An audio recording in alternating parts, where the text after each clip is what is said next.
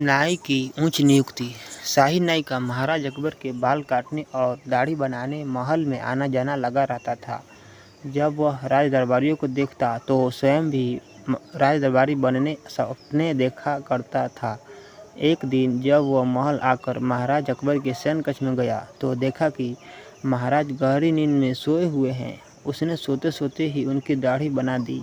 महाराज जब उठे और देखा कि उनकी दाढ़ी बनी हुई है तो बहुत प्रसन्न हुए और उन्होंने नाई को बुलाकर कहा, हम तुम्हारे काम से अति प्रसन्न हैं। मांगो, क्या मांगते हो? आज हम तुम्हारी हर इच्छा पूरी करेंगे। नाई तो ऐसे ही किसी अवसर की ताक में था। वह हाथ जोड़कर बोला, यदि आप मेरी कोई इच्छा पूरी करना चाहते हैं तो मुझे अपना दरबारी बना लीजिए, क्योंकि मेरी आपका दरबारी बनने की इच्छा है। महाराज अकबर ने बिना सोचे समझे ही उसे अपना दरबारी बनाने की हामी भर दी। नाई बहुत खुश हुआ और सभी जगह यह बात बताने लगा। जब बीरबल को ये बात पता चली तो वे चिंतित हो गए। नाई को दरबार के कार्यों की कोई जानकारी नहीं थी। वैसे अज्ञानी व्यक्ति को दरबारी बनाना राज्य के कार्यों पर विपरीत प्रभाव डाल सकता था। दरबारी ये बात समझते थे, लेकिन महाराज को कौन कहता। किसी में ये कहने का साहस नहीं था। वे सभी बीरबल के पास गए और उसे सारी बात बताकर इस समस्या का कोई हल निकालने को कहा। बीरबल ने उन्हें आश्वासन देकर वापस भेज दिया। अगले दिन रोज की तरह महाराज सुबह सुबह नदी किनारे टहलने गए।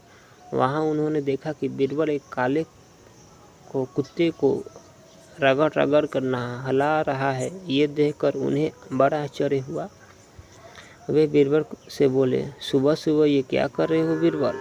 बीरबल बोला, महाराज, मैं इस कुत्ते को रगड़ रगड़ कर नहला रहा हूँ ताकि ये सफ़ेद हो जाए। अरे, काला कुत्ता सफ़ेद कैसे होगा बीरबल? महाराज ने हंसते हुए पूछा।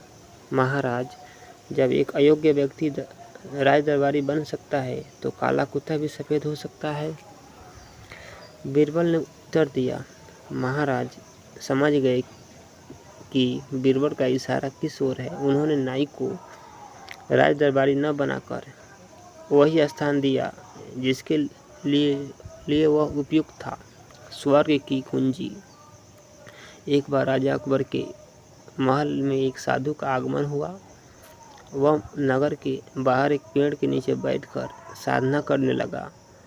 नगर में उसके बारे में यह बात प्रसारित हो गई कि वह एक सिद्ध साधु है जो चमत्कार कर सकता है। सभी लोग उसके दर्शन के लिए धन, भोजन, फल फूल के चढ़ावे के साथ जाने लगे। बीरबल को जब इस संबंध में ज्ञात हुआ तो वह भी साधु से मिलने पहुंचा।